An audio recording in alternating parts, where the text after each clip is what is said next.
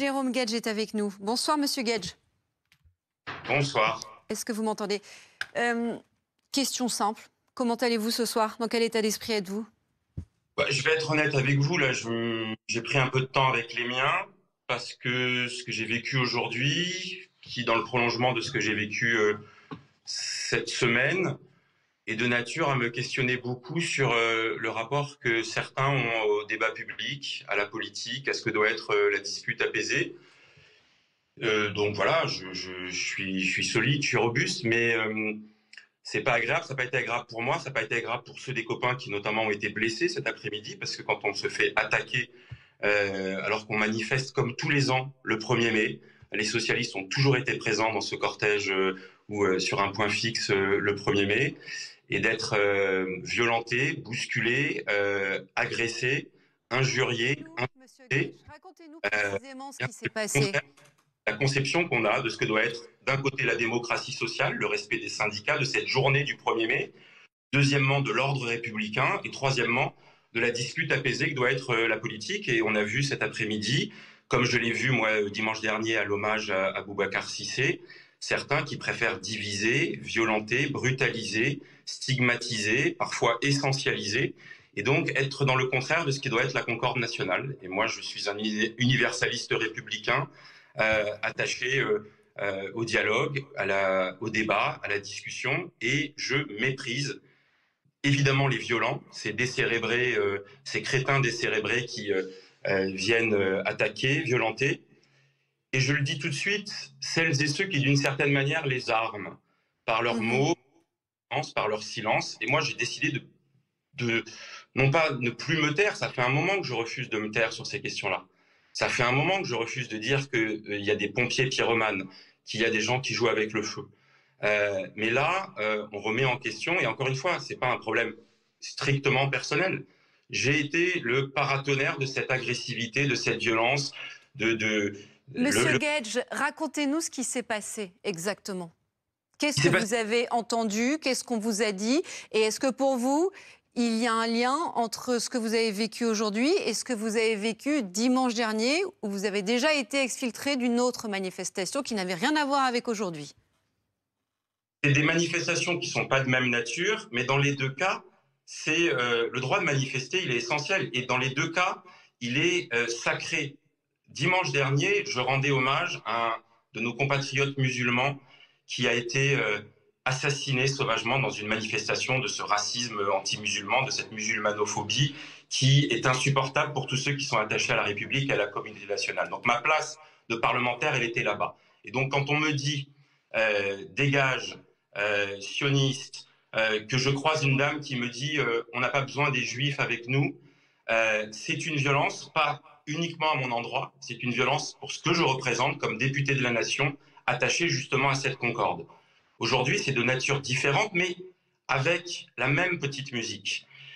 C'est le 1er mai. Les socialistes sont toujours présents. Moi, je suis toujours présent. J'étais avec mes collègues députés, Chloé Ridel et Marafovic. J'étais avec Arnaud Simian, avec Emmanuel Grégoire. J'étais avec la première fédérale du Parti socialiste de Paris, Lamia El Harraj, qui elle-même a été aussi des envois de mortiers. Et nous étions là, comme d'habitude. Et des gens agressifs, virulents, sont venus d'abord nous insulter. Je serais tenté de vous dire, bon, on peut avoir des désaccords. L'insulte est déjà une erreur, c'est déjà une faiblesse, c'est déjà une médiocrité. Et puis après, des gens sont venus nous agresser. Après, nous avoir traités de tous les noms, d'être des complices du génocide, rapport avec le 1er mai, d'être des collabos, de quoi parle-t-il, d'être des soutiens du gouvernement d'Emmanuel Macron ou des gouvernements d'Emmanuel Macron. Et puis après, ils sont passés à la violence. Et ça, pour moi, c'est la ligne rouge dans la politique. La complaisance avec la violence, elle est insupportable. Donc il y a des blagues. Mais qui sont-ils, Jérôme Guedj? Ils, selon vous. Qui vous en veut? Alors, il y a deux natures. Ceux qui sont passés à l'acte aujourd'hui, moi je suis incapable de les qualifier. Des plaintes ont été posées. Je sais que Lamia El Harraj a porté plainte pour la Fédération du Parti socialiste de Paris. Elle a raison parce qu'un militant socialiste a été blessé, que d'autres ont été choqués et que le stand du Parti socialiste a été détruit. Je sais que le président du groupe socialiste, Boris Vallaud, a aussi, au nom des députés socialistes, décidé et de saisir le procureur de la République. Donc, je suis incapable de vous dire qui l'a fait. Mais ce que j'ai vu en face de moi, c'est des gens violents, agressifs, et qui voulaient en découdre. Moi, je les appelle des crétins décérébrés, parce que ce sont les ennemis des travailleurs. Ce sont les ennemis du 1er mai. Regardez de quoi vous parlez depuis tout à l'heure sur vos plateaux. Au lieu de parler des mots d'ordre de cette journée, qui sont importants, la désindustrialisation, il y avait un grand rassemblement à Dunkerque aujourd'hui autour d'ArcelorMittal. Au lieu de parler du pouvoir d'achat, des services publics, des retraites, on parle de ceux qui veulent semer la discorde et la division. Donc, mais pour vous, c'est une agression antisémite? Ça ne fait aucun doute? Je vais vous dire, ce sont des gens violents. Après, là où j'en veux à d'autres, c'est de banaliser ce climat de violence dans la vie politique. Et là, vous accusez vous accusez la France insoumise, donc? C'est d'aujourd'hui que je accuse la France insoumise de brutaliser les politiques. Ça a motivé la rupture avec la France insoumise et qui a fait que moi, j'ai refusé d'être candidat soutenu par la France insoumise en juillet 2024. Et je me félicite aujourd'hui que tout le monde au Parti socialiste ait la lucidité de considérer que ce n'est plus possible. J'ai l'honnêteté de vous dire à cet instant, parce que je ne veux pas crier au loup pour rien. Je n'ai pas vu de militants de la France insoumise aujourd'hui m'insulter. J'en ai vu dimanche dernier, et j'en ai reconnu qui participaient à cette tentation, cette tentative de m'éviction de la manifestation. Je les ai vus et je les ai reconnus. Et tout ça est cohérent avec la détestation qu'ils ont à l'endroit des socialistes et à mon endroit singulier. Et pardon de le dire, dimanche dernier, et aussi aujourd'hui, je n'ai pas pu m'empêcher de sentir, et vous savez, on a des alertes, voilà, on a des alertes, hélas, dans sa vie personnelle, dans sa construction personnelle, quand ça pue l'antisémitisme, on le sent. Et ça me brise le cœur de vous dire ça. Ça me fend le cœur de vous dire ça. Que des gens à gauche aujourd'hui puissent banaliser, être complaisants, être regardés ailleurs quand on a ce sujet qui n'est pas un sujet périphérique. Quand j'entends que d'autres disent qu'il y a d'autres questions qui sont centrales et qui doivent être abordées. On ne peut pas avoir de cadre normal de débat et de discussion dans ce pays si on est complaisant avec le racisme, si on est complaisant avec l'antisémitisme, si on est complaisant avec la xénophobie. En tout cas, pour vous, c'est très clair, Jérôme Guedj. La France insoumise est responsable de ce qui vous est arrivé. Du côté des écologistes, il y a eu des condamnations quand même. Il y a eu une condamnation notamment de Marine Tondelier. Est-ce que les autres vous ont soutenu au-delà de la France insoumise? Alors, je ne suis pas là pour donner des bons points et des mauvais points. Et encore une fois, ce n'est pas une affaire personnelle. Depuis le début, je ne suis pas un cas à part. Je suis un socialiste républicain, universaliste, laïque, écologiste, social, qui considère qu'on doit pouvoir poser ces débats dans le champ politique sans être dans la conflictualisation, la brutalisation et le rabat du périmètre de ceux qui vous soutiennent.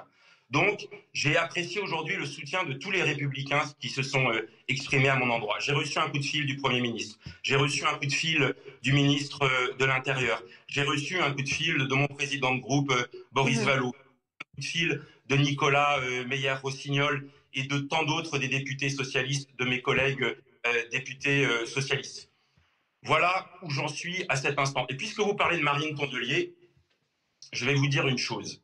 Je l'ai entendu sur le plateau de RTL répondre, ou plutôt ne pas répondre à une question qui lui a été posée, est-ce qu'il y a un antisémitisme à l'extrême gauche, et disant, je refuse de répondre à cette question. J'ai un peu honte pour Marine qu'elle ne soit pas capable de répondre à cette question. Parce que je vais lui dire une chose, c'est qu'il y a de l'antisémitisme, hélas, partout. Et il y en a aussi à l'extrême gauche. Et malheureusement, aujourd'hui, il y en a surtout à l'extrême gauche.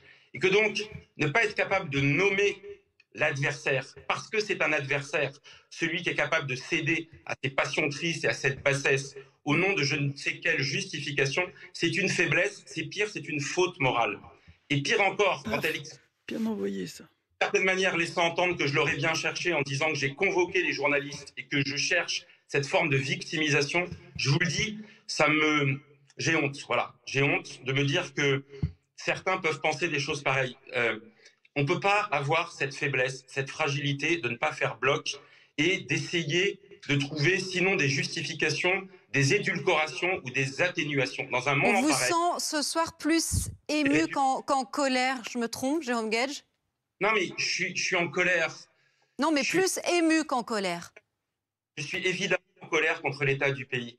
Et comme je suis un militant de gauche, je ne peux pas souffrir que une partie de la gauche puisse donner l'impression de, sinon une complaisance, au pire, d'une forme d'indifférenciation et d'atténuation de ce qui se passe. Voilà. Quand on stigmatise, aujourd'hui c'était les socialistes, aujourd'hui c'était moi et tant d'autres encore. Et je le redis, on peut pas fermer les yeux sur ça. L'année dernière, c'est les communistes qui se sont fait attaquer par les Blacks. Et parce qu'ils avaient été au préalable tellement injuriés, tellement vilipendés sur les réseaux sociaux, dans des allusions, dans des expressions très dures. C'est la CGT l'année précédente qui avait été mise en cause.